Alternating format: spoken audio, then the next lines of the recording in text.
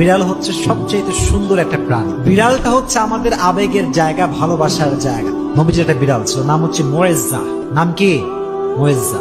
একটা হাদিসে এসেছে, অবাক করা হাদিস। দেখেন, নবীজি একবার ঘরে প্রবেশ করলেন, নবীজির জামা রাখা আছে। হাদিসে এসেছে, নবী যখন ঘরে প্রবেশ করলেন, দেখলেন জামার এক সাইডে ছোট্ট একটা বিড়াল আরামে ঘুমাচ্ছে। সুবহানাল্লাহ, ঘুমিয়ে আছে। নবী যখন আসলেন, তিনি চাইলে ডাকতে পারতেন যে বিড়াল ওঠো, আমার নামাজের সময় হয়ে গেছে, আমার জামা আমাকে দাও। এই হাদিসটি আমি সকালে পড়েছি, বড্ড অবাক হয়েছে। হাদিসে এসেছে নবী বিড়ালকে ডাকেন নাই, তার শরীরে স্পর্শ করেন নাই। নবীর জামার যে অংশে বিড়ালটা শুয়েছিল, নবী যে ওই অংশটুকু কেটে ফেলেছেন, তবুও বিড়ালকে ডিস্টার্ব করে নাই। সুবহানাল্লাহ।